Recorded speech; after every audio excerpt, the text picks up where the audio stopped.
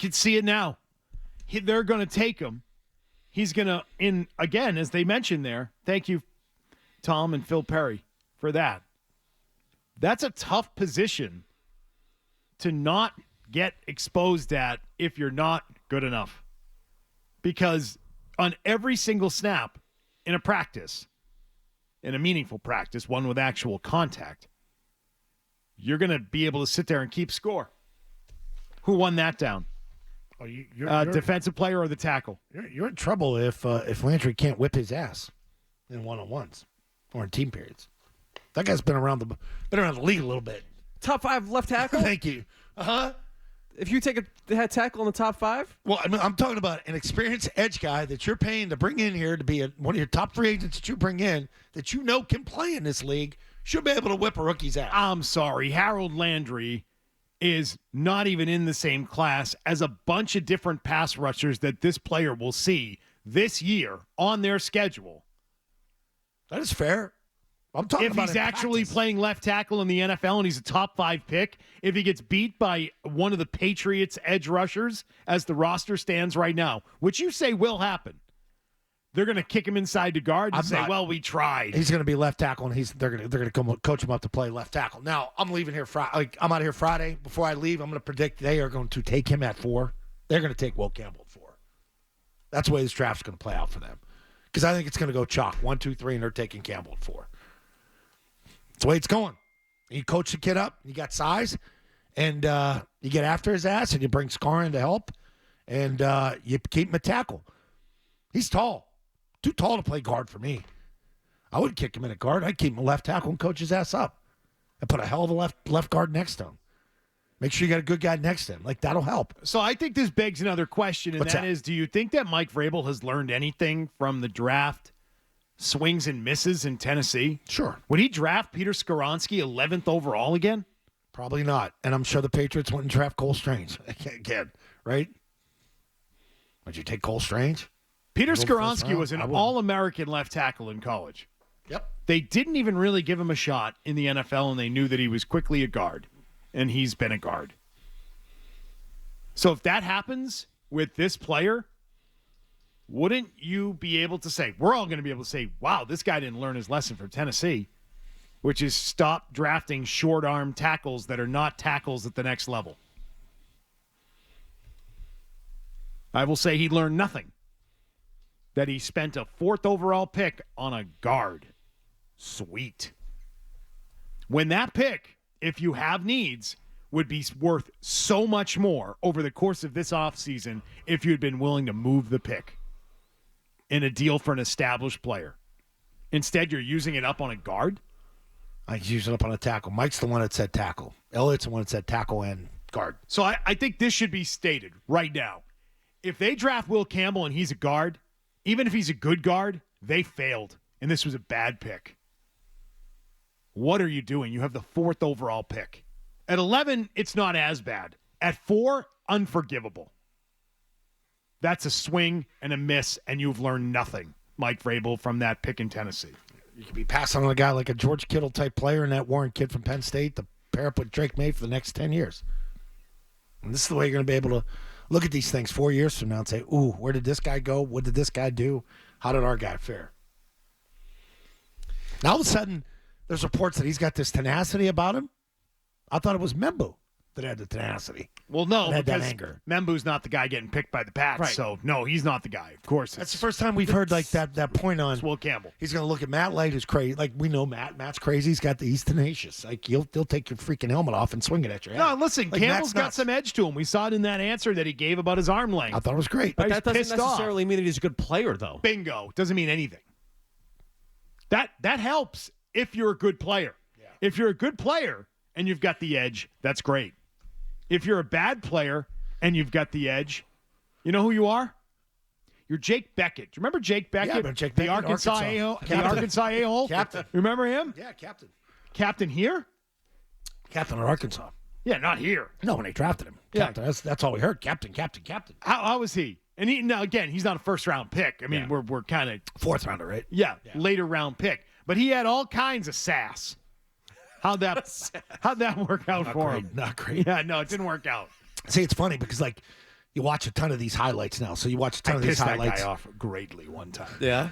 You did? Yeah, I asked him at the end. I was during training camp. I did an interview with him, and I asked him. I said, at this time of year, players get nervous because rosters are getting cut down. There are going to be a lot of guys that are here today that won't be here in a week. That's right. I remember this. And I was like, do you ever have those fears at this time of year? By the way, he was in like year 3. Yeah. And I think he did. It may have been the year I don't know how he left here. He did not like the question. He thought that was out of bounds. Got a little sassy with you. Didn't like that. Yeah. He showed the sass that night. Yes, he did. Yes, he did. He did not like that. But that's how I remember. I'm like, I remember I just remember because on the big board, he was on the Felger as big board, and we were calling him the Arkansas a-hole because it was in his draft profile. I think you said Jake Paquette when you. I think we did. I bet the clip, Jay Stu's got the clip in there somewhere. He was guy with edge, but he sucked. He couldn't play. But they love that about him. They did. I remember. Oh yeah, he's got edge. He's got attitude. They're probably saying he's violent. Yeah, no, he couldn't play. Lasted 2 years, so you're right. It was probably a week before he wound up. So getting he's here cut too. anyway. It wasn't his rookie year. So he lasted only 2 seasons. I asked him a week before he got cut if he was worried about getting cut, and he did. Whoops. See, if you paired the two tapes of, say, Campbell, and I went and watched some of this last night, you pair the tapes of Campbell and you pair the tapes of Kelvin Banks from Texas up against each other. Yeah. And you knew nothing about who's set to go or what the injury history was. You would look at the highlights of Banks where he's just mauling people and taking the whole side of the line, caving them down in. He looks the part, he acts the part, and he looks like a pro tackle. Campbell looks more of like the upright basketball type guy, not as thick as Banks, but you could tell, okay, LSU kid, he's got to be highly ranked too. But if you knew nothing going into it and you looked at the highlights of both, Banks' stuff is more impressive, but there's a ton of issues with him. So that's what, and this is the tough thing when you got to evaluate that type of stuff. Like one guy's there every day, might not be perfect, but the other guy might be the better player, but he's had issues. He's had, maybe off the field stuff, or he had knee injuries. Like that's the stuff you got to weigh, and that's the tough part of this because when you really watch it, and you're a draft nut or you're a film guy, and you lock yourself in a room, you say, "Holy crap, this Banks guy's impressive." Jake Paquette. There it is from the big board. Jake Paquette. Jake Paquette from Arkansas. What year was that? He even had a little twang hair. 2012. 2012. Jake Paquette from Arkansas. 13 years ago. Jake Paquette. Sound all grown up now. Also known as Beckett. Jake Beckett, who got cut after his third camp. Get out. Over there. There's the door, young man. So that's all. I think there should be a standard there. If he gets kicked into guard, and especially if it happens in the first training camp, what a bad pick they will have made. So that's it. If they take this kid, and you're predicting they will take the I predict kid, they will take him. And he he's gonna better be a guard. tackle. He's going to be a tackle. He better be a tackle. He better be a good tackle. And I think he'll be better than Vidarian Lowe. And That's not the bar. But that's not is the your bar right now. standard. That's what he's got to be. Better No, it than. isn't. That's what he's got to be better. He's got to than. be a top half of the league tackle. I'm develop not saying into that. top 5, top. I'm saying he can't be in the bottom half of the league. He's got to be the 15th best tackle in the NFL. Is that reasonable? Because if you're being taken in the top 5, that's kind of what you're going to be graded on. What the hell was the name of the tackle? It was the left tackle. I think he played in Baltimore. He played here. Patriots were undefeated when we went down to Baltimore at a time where they were 10-0. I think he wore 78. The hell is his name? I can't even remember his damn name. But he wasn't a great tackle, but he was around the league. He's a little bit undersized, but Josh did a great job with the protections with him. I mean, you kind of hit him.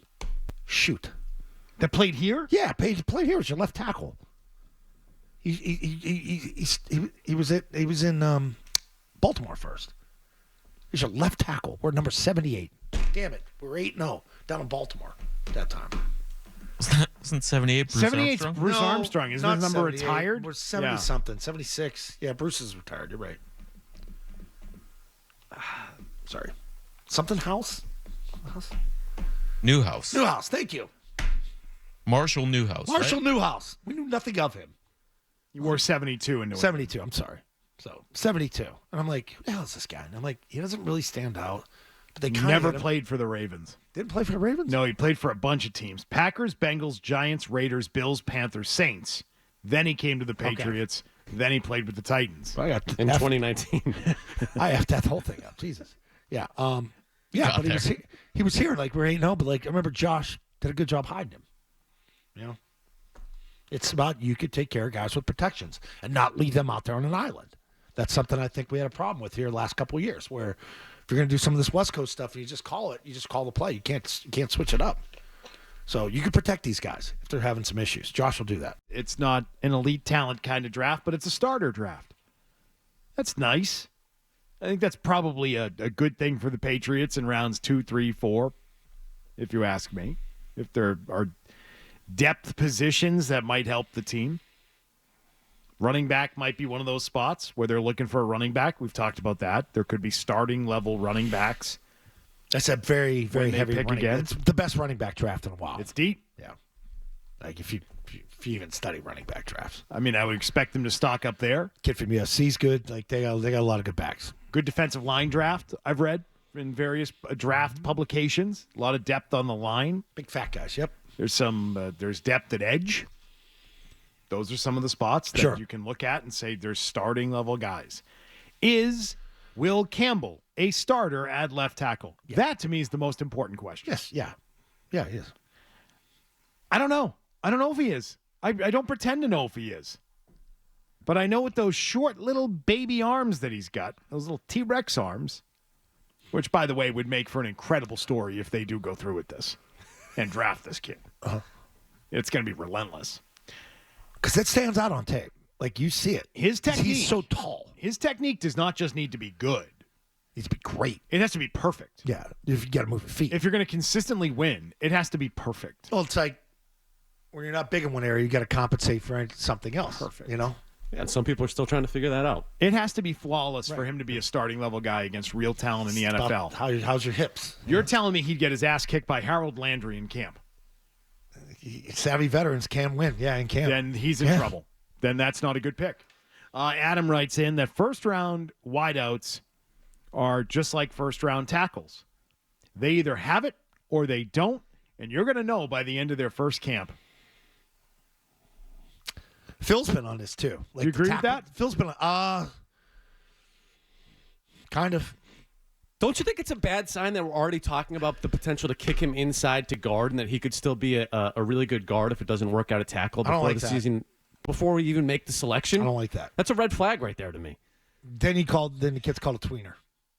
He's either left tackle or a guard. They know that you don't pick guards that high. I think that's kind of why they push it that way. But like, go back to like N'Keal Harry. You knew right away. Yeah, I knew he wasn't going to be a player. Jalen Polk this year, after year one, struggles. Those are high picks. Think about the tackles they've had. Think about Cole Strange. Struggled, you know?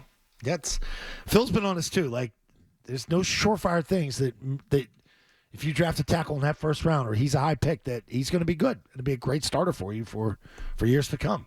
It should be. You know, it's got to be the right situation. You got to have good coaching. There's a lot of pressure on Doug Marrone to get this guy going. You know, with Josh, if you do take him at 4, because he's penciling in left tackle right away.